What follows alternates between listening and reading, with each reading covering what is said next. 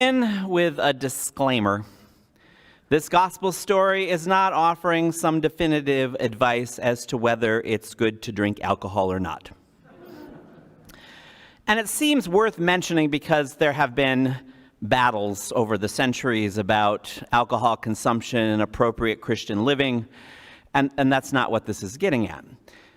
That some people say, though, this passage, it says Jesus wants us to have wine at weddings. And the people in the time of this story would have said, well, yeah, of course we have wine at weddings. And we have wine at dinner, and we have wine at lunch. Wine is part of the everyday mix. Mix being the operative word here.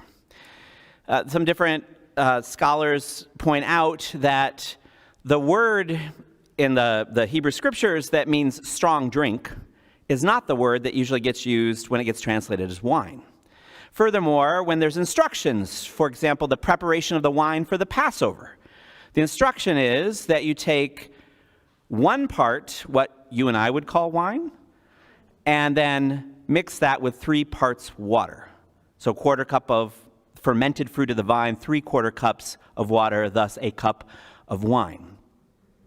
And then water, while the people, of course, drank water, it wasn't, though, the thing that people mostly would want to drink in terms of daily liquid consumption if they could help it, because what people noticed, and this is not just in the place of these scriptural passages across the ancient world, is that when you drink lots of water, you're more likely to feel ill. And that if you mixed it with something like wine, well, the incidence of illness decreased. We understand scientifically why that is now. They just observe things. So a common beverage was what we would call water mixed with wine. And that water, not so much viewed as primarily about daily consumption of fluids, but rather water was more seen as the thing you washed with. Water was for washing the body, washing the dishes, etc. And so holding all that in our minds, we recognize in this story, this is not really about what we'd call alcohol consumption. I mean, a pro or con. That's not what it's about. So what is it about? Well, we got Jesus going to a wedding in Cana, not far from home. And so it's likely a family wedding. And most weddings that people went to were family weddings. And we need to understand this is not, an afternoon ceremony and an evening reception. Weddings went on for days. It was the biggest celebration in the ancient world. And so he's there, and he's there with mom. Isn't that sweet? Right? Jesus hanging out with mom and his disciples at this wedding. And so the hosts have a crisis of hospitality. They run out of wine.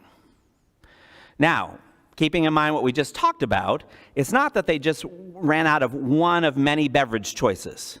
This is the primary liquid refreshment. So imagine, even by today's standards, we have nothing to drink but enjoy your crackers and cheese, right? This is terrible. So Jesus' mother comes to him and says, son, they're out of wine. And to me, and maybe I'm reading something into this, but it sounds a lot like a lot of parent and adult-child conversations, because his response is, woman, what's that to me? Although I will say the Greek here is a little more, woman can sound dismissive. It's more like ma'am, but it's still not mom. It's not intimate. There's a distance in there. Woman, what is that to me? Ma'am, what's that to me? And then, continuing in that theme of typical maybe mother and adult-child conversations, she ignores him and just says to the servants, do whatever he tells you. So Jesus, from the storytelling perspective, he could get into an argument with his mother, or he could embrace a teaching moment. And Jesus does the latter. So then Jesus instructs some servants, to fill up, you heard, these big stone jars used for the ritual of purification. And why they're empty is they've already been used, because everyone used them when they came into the wedding. And the water, again, this is not drinking water, right? It's for washing. It's washing water. And it's all been used up because there was a religious ritual, but also a practical dimension to what people did as they came into the wedding. The intention, I'll call it the spiritual intention, is that you'll engage prayerfully this washing with the idea of letting go of the regular, the everyday, and that you will come to that wedding pure in your intention and your presence and really support the couple in what they're about to do. But it also had a practical dimension, which is people are walking around everywhere. So to come in for this feast, you're washing, including, for example, feet, which we will see later in John's gospel. So it also had that, it was both this religious, spiritual, but also practical element. So everyone's already done that. The water jars are empty. So I imagine the servants are thinking, what's up with this? Why would we refill these? Does he not understand the issue? It's not cleanliness, it's lack of wine. But they do it. And then we hear, as the story unfolds, that this water that was for external use only is transformed into wine. And so a lot of interpretations of the story kind of just stop there like, see, Jesus, he says yes to joy, yes to celebration. And I think there's an element of that in the story, that Jesus helps the celebration, this joy to continue, that there's a part of the party keeps going. Jesus gets accused of being, I'll just put it roughly, it's not in the Greek exactly this way, a party animal. He gets called a drunkard and a glutton, that Jesus is hanging out with the people in the celebration. So that's a piece of the story.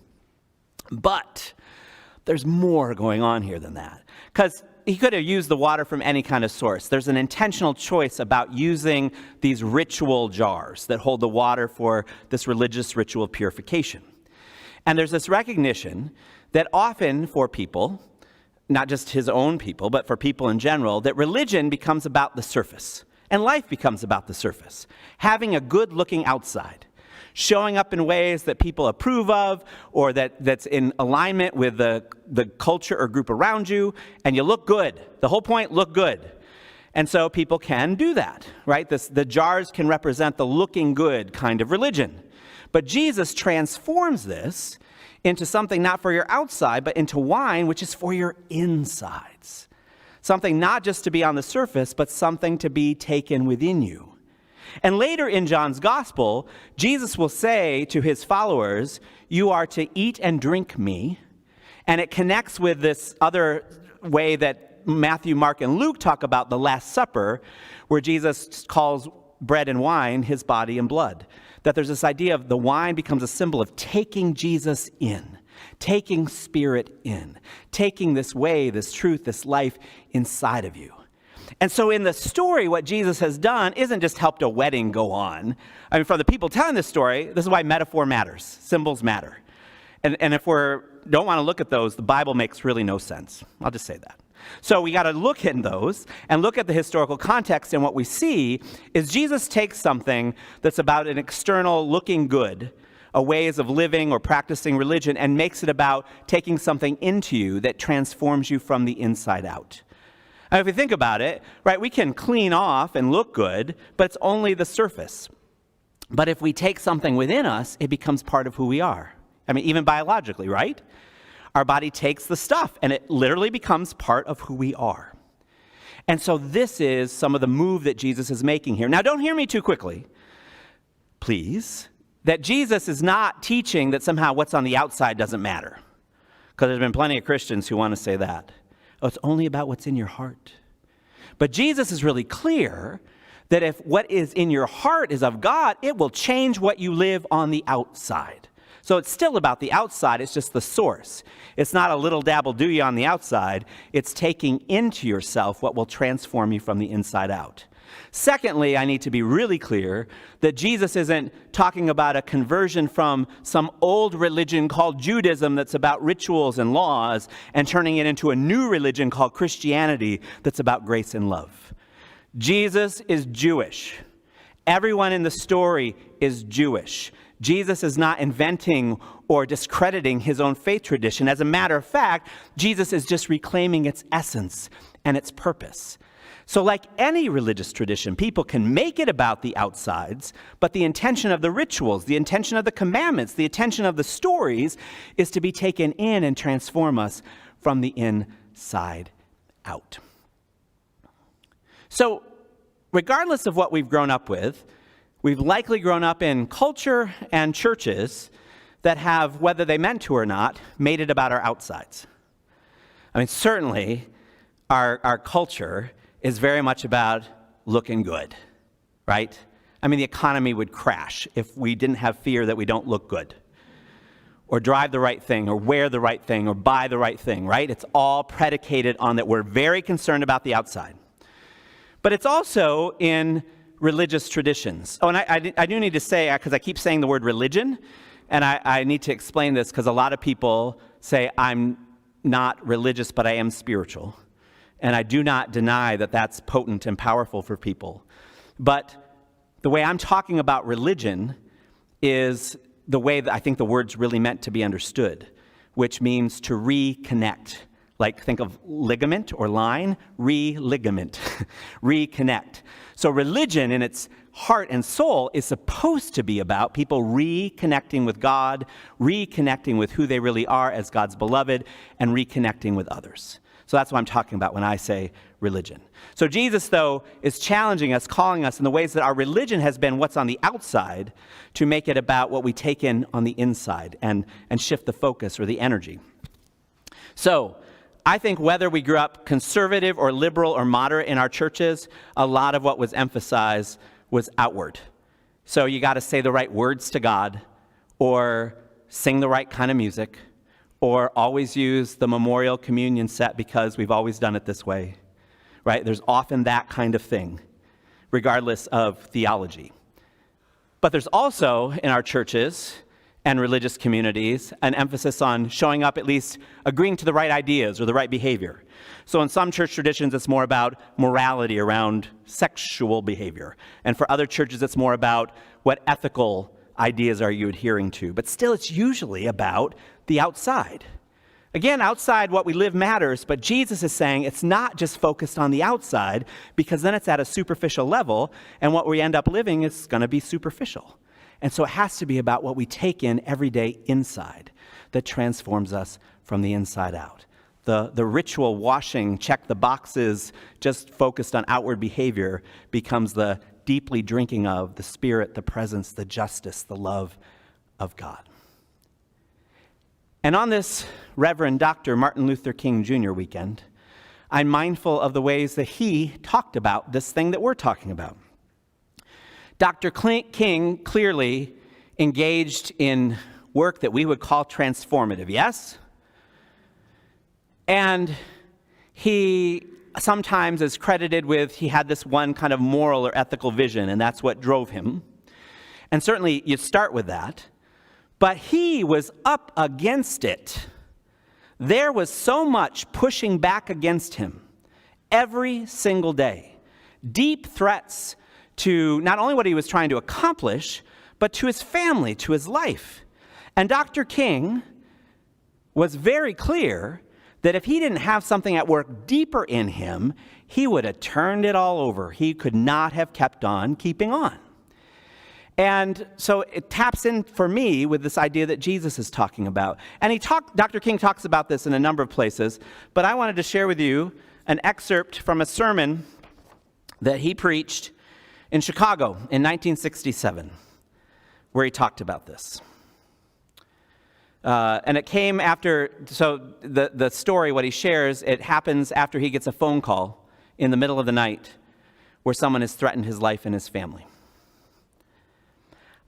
And now I'm quoting him. I'd heard these things before, but for some reason that night it got to me. I turned over and I tried to go to sleep, but I couldn't sleep. I was frustrated, bewildered. And then I got up and went back to the kitchen, and I started warming some coffee, thinking that coffee would give me a little relief. Any amens? And then I started thinking about many things. I pulled back on the theology and philosophy that I had just studied in the universities, trying to give philosophical and theological reasons for the existence and the reality of sin and evil. But the answer didn't quite come there. I sat there and thought about a beautiful little daughter who had just been born about a month earlier. We have 4 children now, but we only had one then. She was the darling of my life. I'd come in night after night and see that little gentle smile.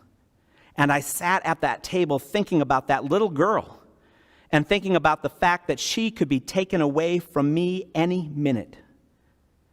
And I started thinking about a dedicated, devoted, and loyal wife who was over there asleep. And she could be taken from me, or I could be taken from her. And I got to the point that I couldn't take it any longer. I was weak. Something said to me, you've got to call on that. Call on that power that can make a way out of no way.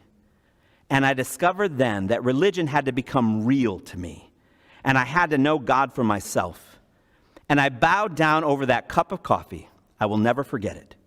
And oh yes, I prayed a prayer.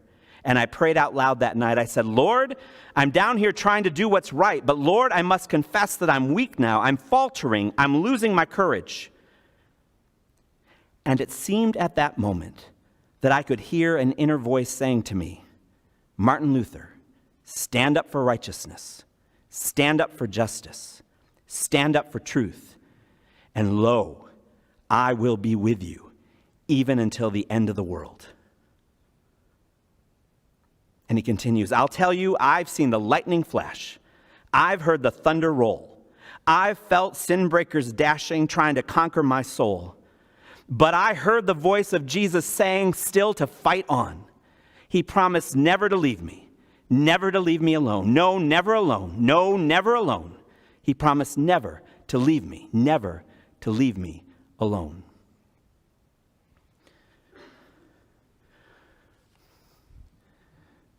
I believe every one of us here, all of you worshiping with us online, we are present in this way because we want to bring something transformative and beautiful alive in the world. And in ways that maybe we don't know how to do it or what to do, we want to be the change we long to see in the world.